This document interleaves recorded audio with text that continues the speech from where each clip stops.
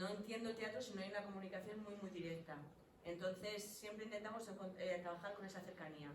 A veces físicamente, porque hemos hecho muchos espectáculos de microteatro o en espacios no convencionales o en la calle, donde como que ese encuentro es más visible y más inmediato, pero incluso cuando es en una sala que hay pues a veces una distancia entre luz y oscuridad, ¿no? Nosotros aquí, nosotros ahí, yo no lo entiendo si no hay una comunicación, o sea, si no hay, pues es un encuentro, una comunión, que no, si no, para mí no tiene sentido. Lo otro es un ensayo general o una cosa un poco onanista, pero si no hay un receptor y que además también te devuelve, o sea, es que nosotros también, todo lo que pasa ahí a nosotros nos influye, bueno, tú ya sabes, no sé si vosotros también, pero